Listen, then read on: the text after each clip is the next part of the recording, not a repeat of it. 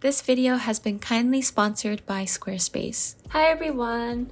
Pretend you don't see any fall decor behind me, even though this is a winter themed video, but I am about to start making some pieces for my winter wardrobe. I want to make at least 4 pieces, but I think I might do 3 depending on how long they take. 2 of them I've never ever tried before, and I feel like it'll be pretty interesting to see how that turns out.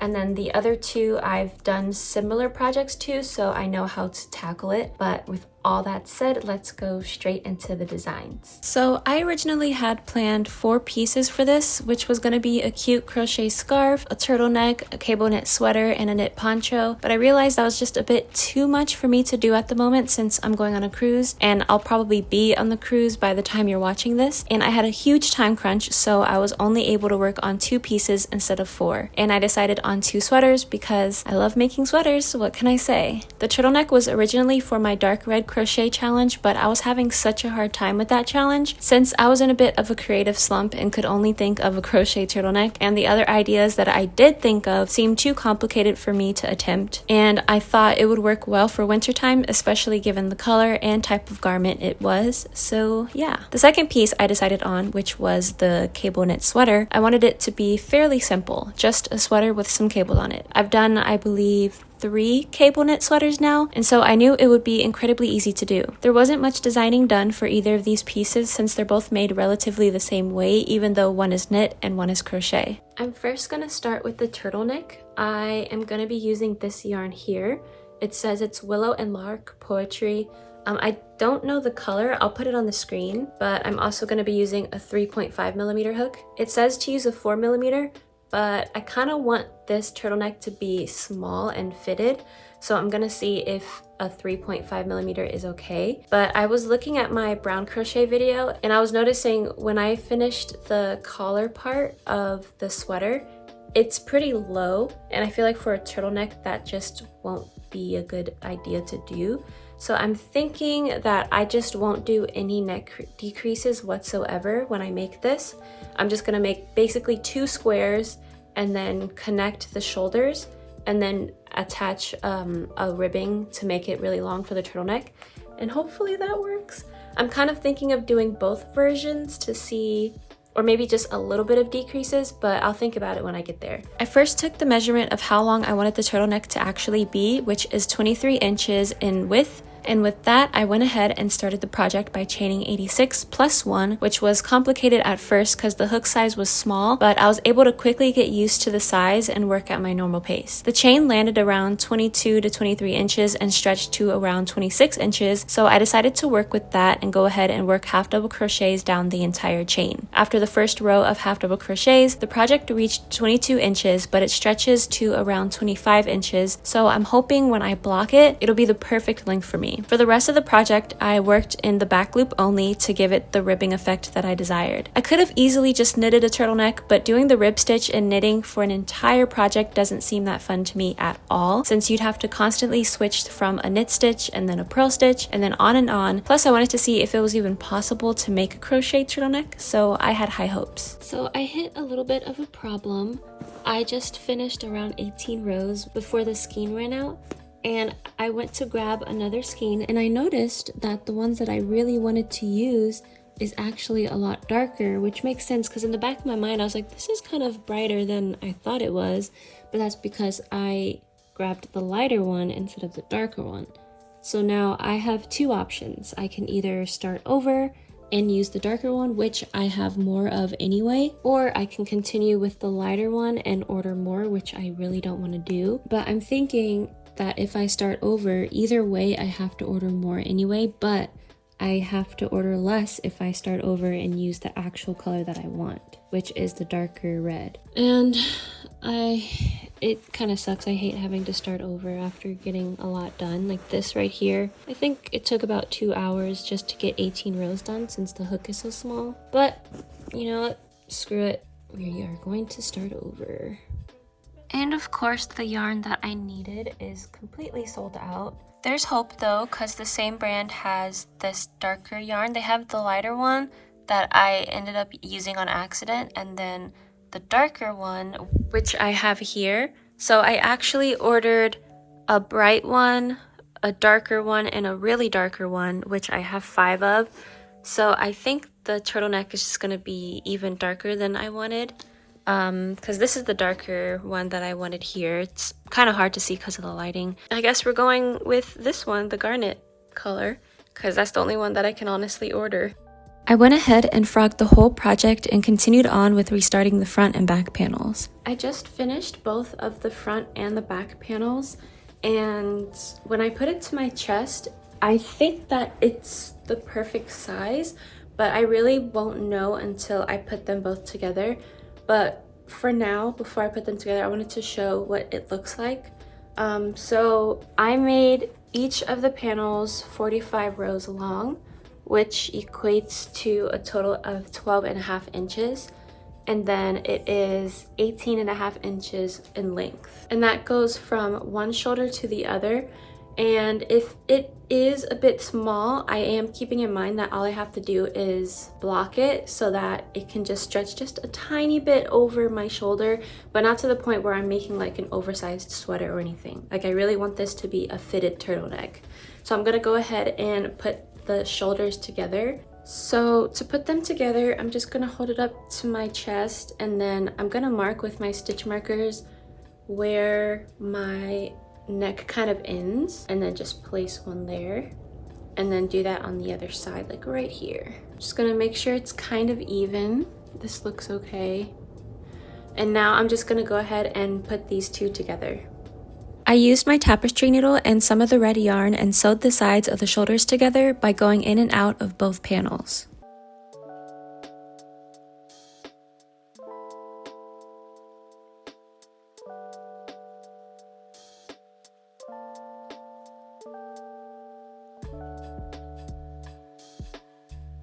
So this is what it looks like on. It fits really good. I did have to pull out a little bit of the string from over here because they weren't even, so I tried to make it as even as best as possible, and I think this looks okay. I also added a stitch marker to each side to see how it would fit, like once I sewed the sides together, and this is what it looks like as well. So it is fitted just how I wanted it to be, and the length is good. And I'm really excited for this. I just have to do the arms, but the yarn hasn't come in yet, so I think I'm gonna just go ahead and work on a different project for now, or maybe use this to do the turtleneck. I think I'm gonna do that and save the arms for last. To make the turtleneck, I first turned the sweater right side up and attached my yarn to any part of the neckline. Then I chained 21 and worked down the chain with half double crochet before slip stitching into the next 2 spaces on the neckline. Doing this kind of cinches in the neckline so the turtleneck won't be oversized.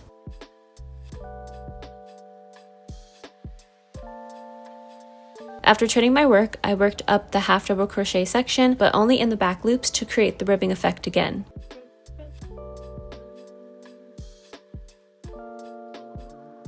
Once I reached the top, I chained 1, turned my work, and repeated working down the row in the back loop only until reaching the bottom, then slip stitching into the next 2 spaces.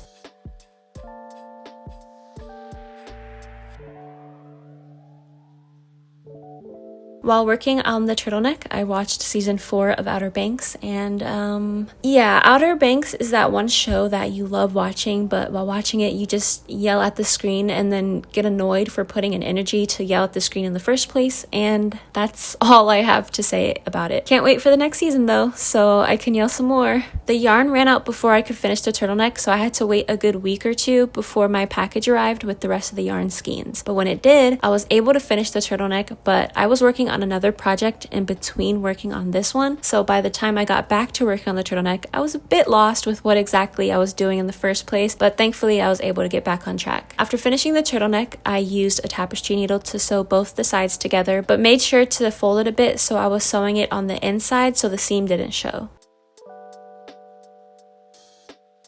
Afterwards, I tried it on again and it was alright. I didn't like how the turtleneck looked when the ribbing was fully out, nor how it looked when it was folded inwards, but thankfully it looked good folded outwards because I did not want to have to restart the turtleneck. I immediately went into making the arm, which I did a chain of 95 for, which was 23 inches when not stretched. The process of making the arms was incredibly simple, just working half double crochet into the back loops exactly how I did for the other panels previously. I listened to some albums as I tend to do, and these are the ones that I enjoyed and my favorite songs from them. Once the arms were done, I turned the sweater inside out and attached the arms to the sides of the front and back panels by adding a stitch marker to the middle stitch of the long side of the panel and attaching that stitch marker on the side seam of the front and back panels.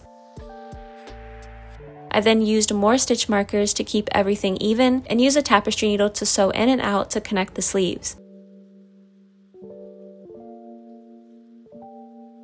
This results in a very thin and flat seam that I thought was really pretty. Once the top of the sleeve was connected, I pulled the sweater up to make it sit how it would if you were wearing it, and then, while it's still being inside out, used a stitch marker to connect the armpit areas to each other, and then more stitch markers to even everything out, and sewed the sides together.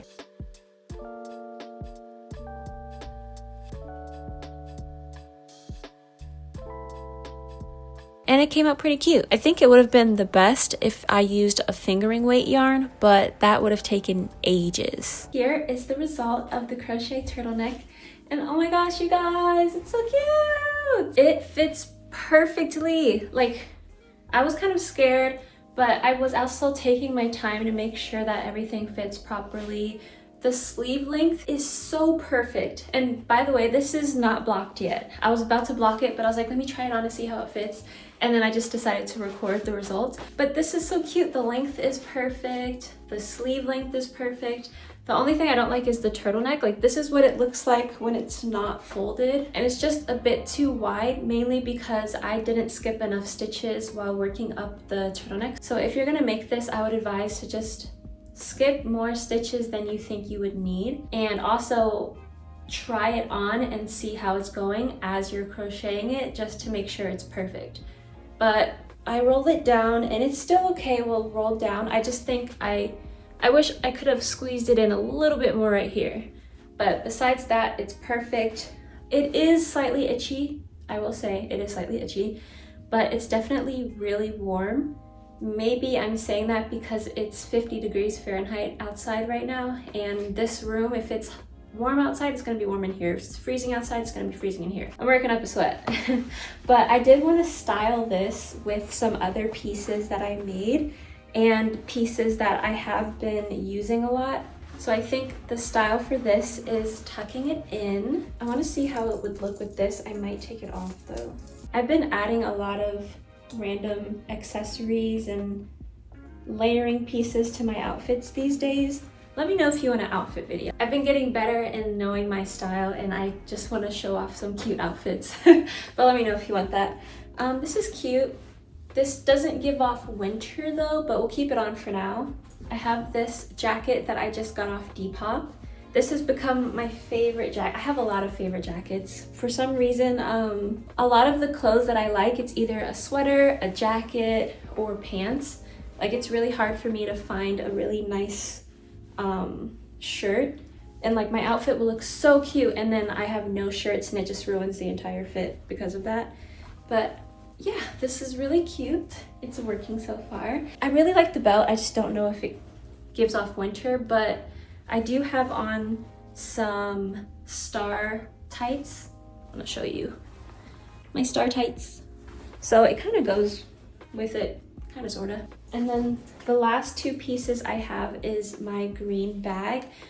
I have used this bag so many times. This is my most used crochet piece, I think. This and this hat. These two pieces I've been using so much, to the point where this bag, literally, I need to sew this on again because it's just ripping off so bad from me using it so much, and it just doesn't connect anymore. But yeah, this, I'm so happy that I made this bag. It's my favorite of all time, and I honestly think I should make some more in a bunch of colors, but I feel like it's good to just have that one bag that you use, you know? Like, this is my everyday bag. So I'm gonna pretend that there's stuff in here and put it on. And then my mikasa scarf, of course. I feel like that just completes the look. Half this outfit was made by me. Isn't that cool? For some reason, I feel like this hat makes me look like 10 years older. I don't know why, but I love these styles of hats, but every time I try them on, whether it's like this one or some that I see at the store, I'm like, it makes me look so old. I don't know. Back to the sweater. It's really cute. I really, really like it. It fits. It's warm. It's perfect for wintertime. And I think I did a good job. I am gonna take this off though because I'm really hot. If I wasn't going to Mexico for Christmas, this could have been the Christmas fit, you know? It's really cute. Okay. So cute. The next piece I made was a pink cable knit sweater using Fluffy Day Extra Large yarn from Hobby and a 6.5mm needle. For the front and back panels, I started with a long tail cast on of 104 with a 5.5mm for the ribbing. I didn't make a swatch for some reason. I realized this way later, but I just don't know why I didn't make a swatch. It would have helped so much and made this sweater way more beautiful, but anyways, I did the ribbing for 9 rows, and then after changing my needles back to the 6.5mm ones, I started with a pattern I decided to create specifically for this sweater. Here's a little drawing of what I did for all the panels of the sweater. It's actually incredibly easy and repetitive once you get the hang of it. For row 1 of the body of the sweater, I worked it with this pattern here with no cables. These rows are just for getting the pattern started, so to speak. So the first 2 stitches are reverse stockinette, which is just 2 purl stitches. So I went ahead and purled the first 2 stitches.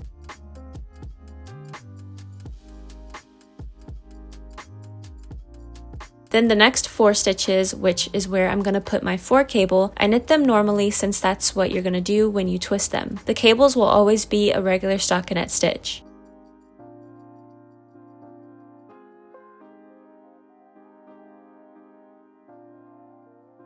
The next 2 stitches are reverse stockinette stitch, so I purled them.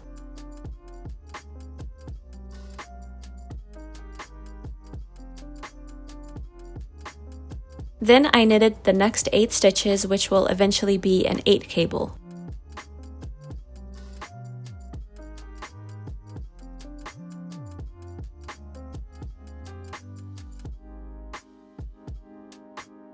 Then the next 2 stitches are again 2 reverse stitches, so I purled those.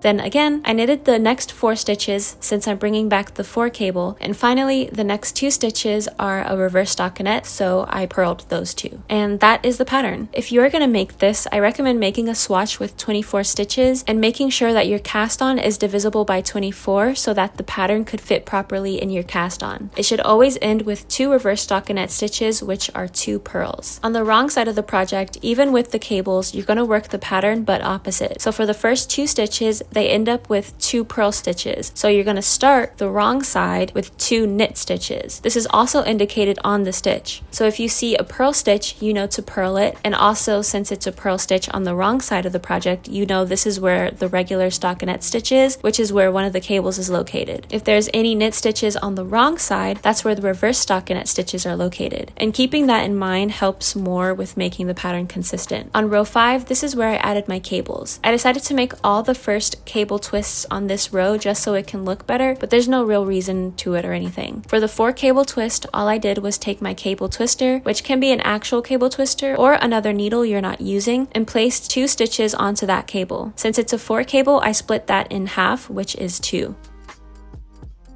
Then I placed it to the back of the project. After, I knitted the next 2 stitches.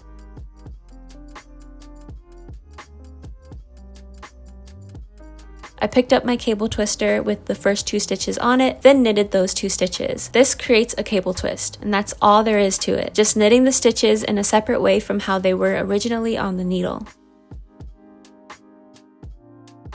I purled the next 2 stitches since they were the reverse stockinette stitches. Then for this section, which has the 8 knitted stitches, this is where the 8 cable is going to go. If you take half of 8, you get 4, so I placed the first 4 stitches onto the cable twister and placed it to the back. Then I knitted the next 4 stitches.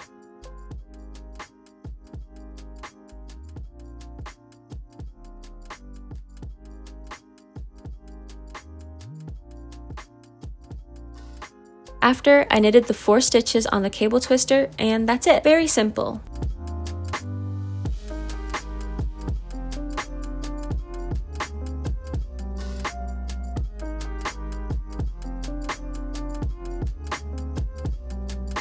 I purled the next 2 stitches and then repeated these steps for the rest of the row. For the 6th row, which is the back of the cable twisting row, all I did was knit each stitch from how I saw it. So if it's a knit stitch, I knitted it.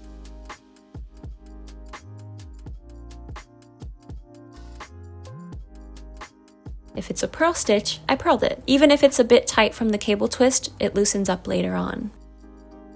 On row 7, I worked the row normally with no twisting since I just twisted earlier. For me, I usually wait around 6 rows before twisting the 4 cables and 8 rows before twisting the 8 cables. Here's a list of all the rows I decided to create another twist on for each of the cables. So for example, on the 23rd row, I only twist the 4 cables. Then on the 29th row, I only twist the 8 cables. I kept this up for both panels, which took probably about a week or so to do it, and I didn't record much of it since it's pretty repetitive. I was so close to forgetting to record this, but I already separated the neckline for the front panel. So all I did was knit 42, cast off 20 in the middle, and then knit 42 on the other side, which makes the shoulder section. So this is a shoulder, this is a shoulder, and this is where my head is gonna go when I put it on. And to figure that out, all I did was hold it up to me and then kind of place stitch markers right here and then leveled it out to make sure both sides were even. And now all I'm gonna do is whenever I'm gonna knit everything normally, and then whenever I get into the inside parts on both the back and the front side, I'm just gonna do a decrease for 6 rows. So I'm going to start on the back side, knit normally, and then once I get right here, I'm going to decrease, then turn my work, decrease again since I'm still on the inner side, and then work it normally, and then repeat that for a total of 6 rows, and then cast off. I just finished my turtleneck. I really like how it came out. It's really cute, as you saw. Hopefully you think it's cute.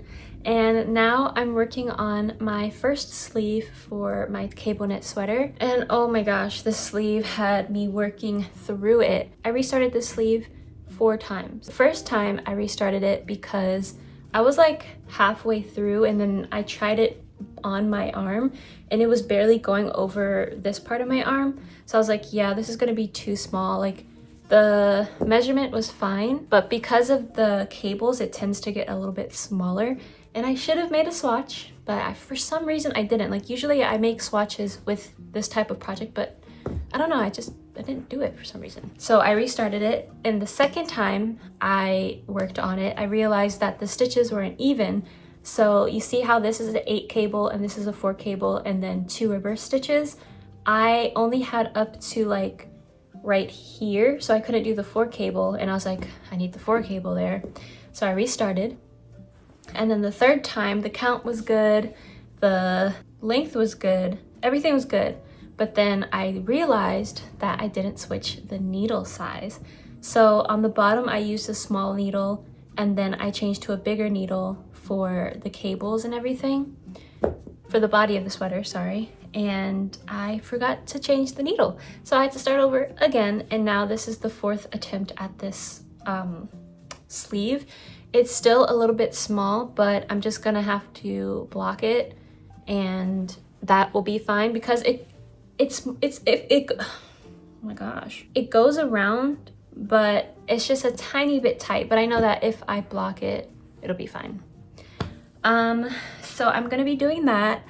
Hopefully I can get this done today, at least this done, and then half of the first sleeve. I said I was gonna finish this yesterday, but I had to stop because after a while cables are just like okay, let's wrap it up. I'm tired of this. But after I finish this sleeve, I'm gonna do 1 hour of guitar practice. I've been on a 5-day streak. Today I think is gonna be the 6th day of my practice, and I'm just so happy to get back into guitar. I've been wanting to get back into playing guitar so bad, but I was always like, I don't have time, I'm tired, I've knitted all day, I can't, and I was just making excuse after excuse. but now I'm finally like at a point where I was like, okay, my 2025 resolution is to become an intermediate guitar player. And I was like, okay, on January 1st, I'm gonna start playing guitar. But then I was like, what if I do it earlier? So when January 1st arrives, I could already have the habit ingrained in me and it's automatic.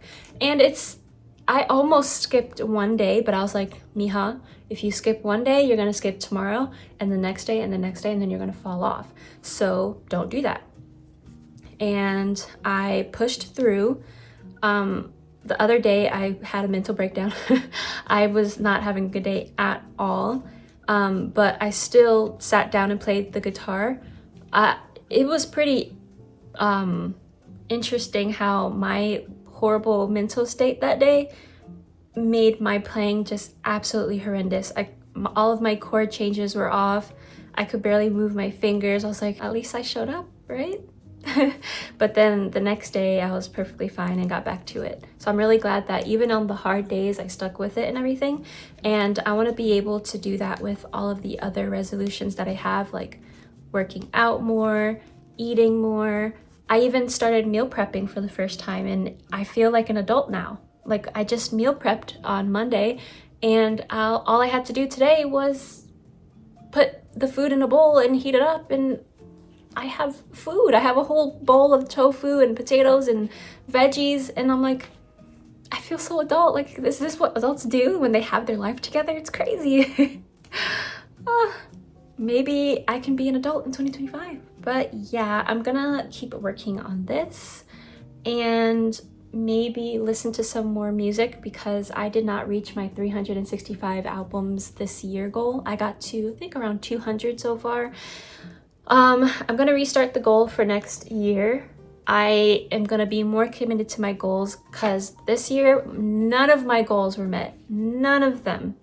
And I was a bit sad about that, but I am still grateful that I'm here and alive and able to be going on to 2025, you know?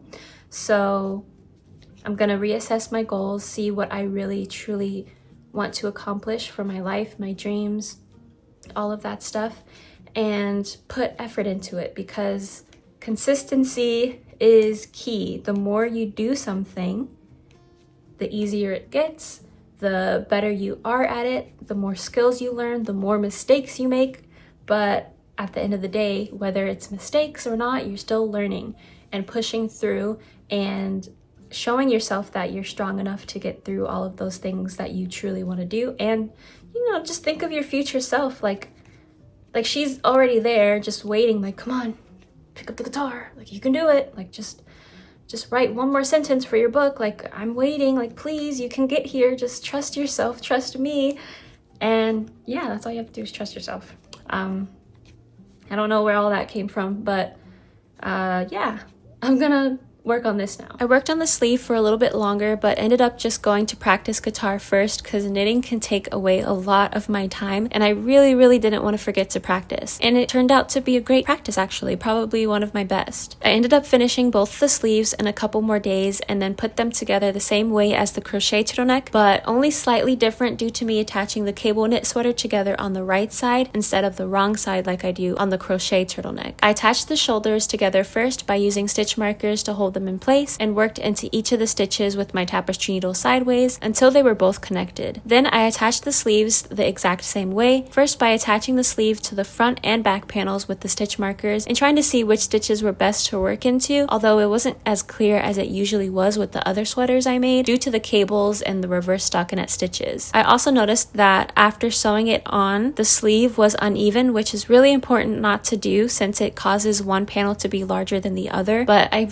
really didn't want to start over, so I made sure to attach the stitch markers at certain parts so that it can be as even as possible. And then I stitched all the sides together. I decided to try on the sweater, and it was cool, but not my favorite. I don't know why I was standing like this. It wasn't even tight. I just felt really icky about it since it wasn't how I envisioned it, but that's when blocking comes in. I took out my blocking boards and pinned the sweater down how I wanted the sizing to be, and then used my blow dryer to fry the plastic in the yarn. And while doing this, I gave myself another another New Year's resolution to only use acrylic yarn that I already own and only buy natural fibers to use unless they're a blend of wool and acrylic. It's no polyester, no plastic 2025 and beyond. Natural fibers only, okay? Unless you really can't afford it, then it's fine. But we can try our best with the little things we do in this unforgiving world. Anyways, I tried the sweater on after it cooled down and it looked and felt a lot better. Here is the result of the sweater after blocking it. And I think it's really cute. It looks a lot better to me after blocking, although the only thing I do have a little bit of an issue with is the bottom ribbing. I do wish I did a 2x2 ribbing instead of a 1x1 rib, but then that would mean I have to do 2x2 for the collar, and doing a tubular cast off for the collar when it's 2x2 is a little bit complicated, and I haven't learned that yet, and I avoid it at all costs because I don't feel like learning it because it's complicated, but I'm sure it's actually incredibly simple. I just don't have the patience for it. So I stick with 1x1, and I don't know how it would look if I did 2x2 on the bottom and then 1x1 on the top. Maybe it would be forgiving, but I don't really know. Anyways, I paired this with a maxi skirt, a white maxi skirt, and I don't really have that much stuff that goes with pink except for maybe this jacket here. Like, in terms of clothes that I can wear outside when it's winter time, like I obviously have a white mini skirt that I could pair with maybe some tights. Even my boots, I have black boots, I have dark brown boots, but I don't have any white or pink colored things. So I was struggling a little bit trying to figure out what to wear with this, but I think this is just the best combo. I even like pulled out this scarf, but it's not that great with it. It's kind of cute, but I feel like it would just be better if this was white or like striped or something, like pink and white or something like that. But I still really like the sweater. It's very cozy, it's very, very soft and warm. It's perfect for winter time and took forever to make. I love cables so much, but they take a very long time to make.